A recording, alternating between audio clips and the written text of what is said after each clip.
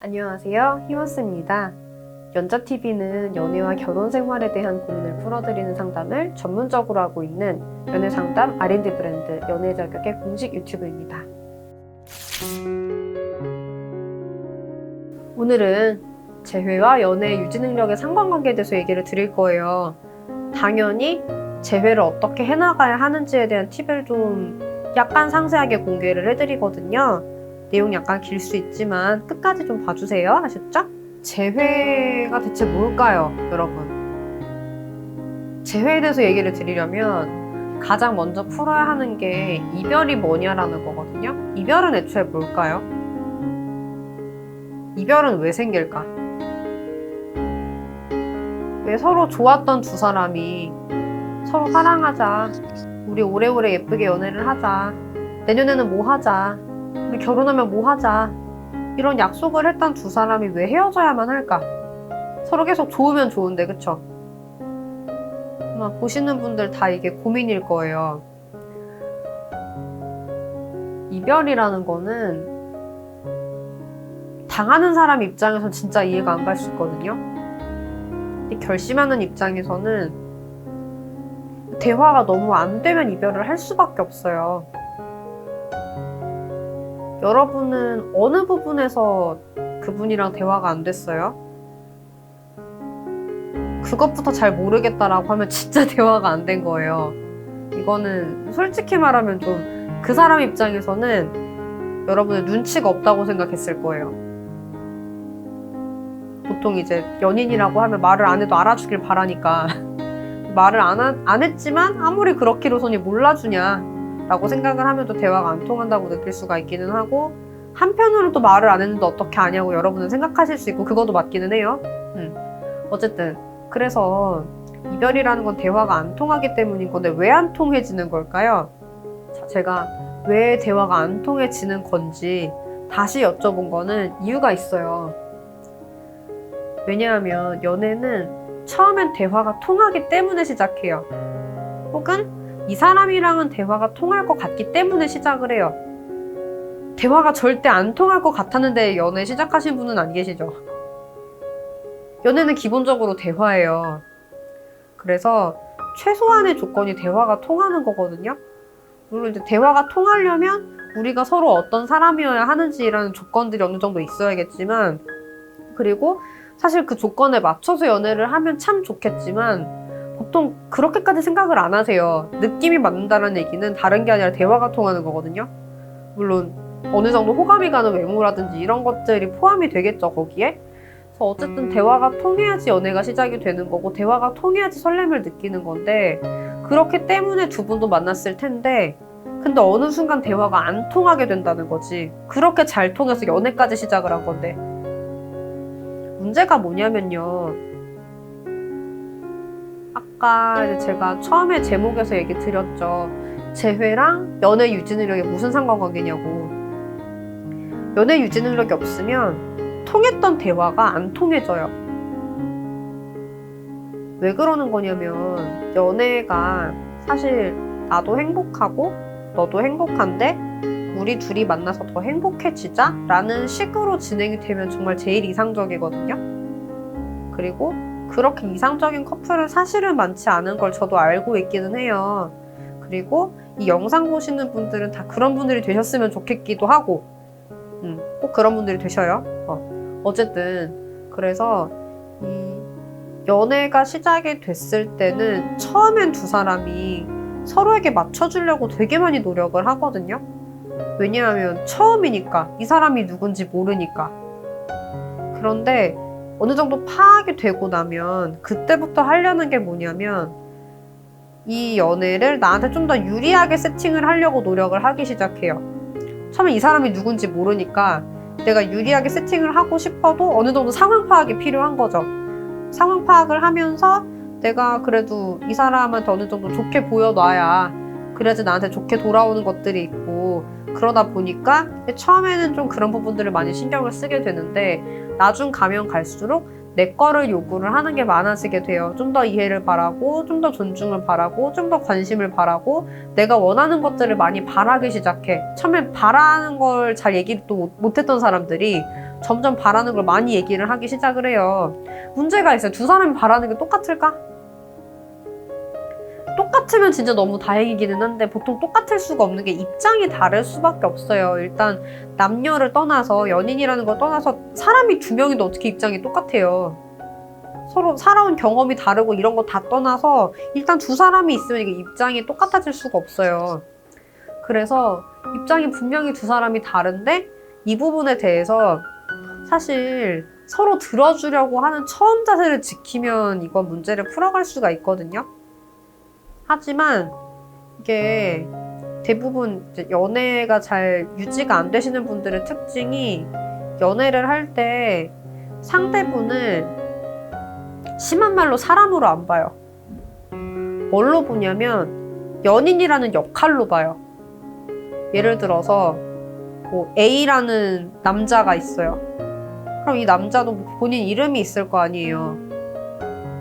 그런데 그러니까 그 이름을 가진 어떤 한 사람의 존재인 거죠. 근데 이 사람을 그 한 사람의 존재로 인식하는 게 아니라 남자친구, 남편 이렇게 생각을 하는 거예요. 뭐 남자분들도 마찬가지죠. 여자친구를 한 사람의 어떤 인격체로 보는 게 아니라 여자친구, 와이프 뭐 이렇게 해석을 하고 있는 거야. 그러니까 이 역할이란 사실 그 역할에 맞는 어떤 행동 양식이라는 게 있다고 우리가 상정할 수 있잖아요, 각자. 그러면은 그 행동 양식에 안 맞는 행동을 하는 것 같으면 거기다 대고 뭐라고 하는 건데, 문제는 이 행동 양식은 뭐가 맞다고 누가 정한 게 있어요? 사실 없거든요. 이 기준은 두 사람한테 맞게 서로 만들어가는 건데, 이 기준은 서로 합의한 적도 없는데 서로 말없이 강요를 하고 그 부분에 있어서 안 맞는 것 같으면 따지는 걸 시작을 하는 게 이제 보통 그 권태기나 싸움에 들어선 커플들의 특징이거든요. 그렇게 되다 보면 사실 연애가 서로 편들어 주려고 하는 거잖아요. 세상에 정말 외로워도 그 사람만큼은 내 편이 됐으면 좋겠어서 연애를 하는 건데, 이런 식으로 이제 대결 구도로 가게 되면 두 사람이 서로 편이 아니라고 인식할 수밖에 없어요. 그러면은 예를 들어서 한쪽은 연락을 많이 해달라고 해. 근데 한쪽은 그럴 수가 없겠대. 이 입장이 다른 걸 맞춰갈 생각을 안 하고 불만으로 생각하는 거죠. 얘는 왜 이렇게 연락을 많이 바라? 나는 안 된다고 얘기를 했는데. 얘는 왜 이렇게 연락을 안 해줘? 내가 연락을 많이 해달라고 했는데. 이렇게 평행선을 달리면 이건 대화가 안 통할 수밖에 없어요. 앞에서 아무리 서로 느낌이 좋았고 대화가 잘 통했으면 뭐해요? 요거 하나 가지고 부딪히는데, 요거 하나 가지고 부딪히는 걸로 인해서 우리가 서로 연락을 하기가 싫어지고, 연락을 하기 싫어지는데 데이트는 어떻게 하고 연애는 어떻게 하겠어요? 그럼 헤어져야지. 사실은 내 거만 요구를 하려고 하는 자세가 굉장히 잘못된 건데, 사실은 우리가 좀 더 상대를 포용을 하고 존중을 해주고 배려를 하고 그렇게 하려고 하기보다는 좀 더 챙김받으려고 하는 경향들이 사실 없지 않아 있고, 저는 이것도 사실 사회 문제라고 보기는 해요. 우리가 이제 서로를 챙겨주는 마음을 가지기엔 각자 너무 삶이 팍팍하고 내가 좀 더 관심을 받고 싶고 사랑받고 싶고 존중받고 싶은 거죠. 사실은 내가 받고 싶은 거 조금씩 더 해주시면 좋겠기는 한데, 어쨌든 그 자세가 되시는 분들이 연애 유지 능력이 있는 거예요. 연애 유지 능력은 5가지 영역이 있고, 그 5가지 영역은 지금 보여드리는 요 내용들이거든요. 좀 어때요? 본인들은 많이 갖추고 계세요? 이 능력들을? 아니신 분들이 많을 거라고 봐요. 이게 다 있으면 헤어지지 않아. 진짜 이게 다 있어도 헤어지는 커플이 있긴 있거든요. 어떤 커플들이냐면 정말 생활 패턴이 너무 다른 경우. 그래서 뭐 다 조율을 할 수 있어도 생활 패턴이 아예 달라버리면은 이건 만나기가 너무 어렵거나 그런 문제들이 생기기 때문에 어렵고, 또 하나는 가치관이 너무 크게 다른 경우. 그래서 그 2가지 경우가 아닌 이상에는 부모님들이 서로 반대를 해도 이 커플은 절대 헤어지지 않아요. 그런데 대부분은 이런 능력이 없으시기 때문에 부모님이 반대를 하기만 해도 헤어지는 커플이 되게 많기는 하고, 그래서 이제 어쨌든 이런 능력이 굉장히 중요한 부분인데, 이 능력이 있을 때 서로 대화가 안 통할 수 있는 이슈들이 되게 많을 거예요. 제가 아까 들어드린 연락 문제 같은 경우도 그런 거죠. 연락이든 데이트든 혹은 그런 경우도 있어요. 최근에 제가 제외를 시킨 사례인데, 이분이 겨울 동안 패딩을 입은 거예요. 근데 여자친구는 사실은 좀 약간 그분이 꾸미는 모습을 좋아했던 거죠. 그래서 이분은 상담에서 되게 많은 걸 말해줄 필요가 없었어요. 그냥 너톡 한번 보내주고, 그리고 이제 만나러 갔을 때 패딩 말고 코트를 입고 갔어요. 제외가 되더라고. 많은 게 필요한 게 아니었던 거야, 이 사람들 같은 경우는. 사실은 제외가 이렇게 쉽게 되는 경우들도 있어요. 아닌 경우들도 있지만.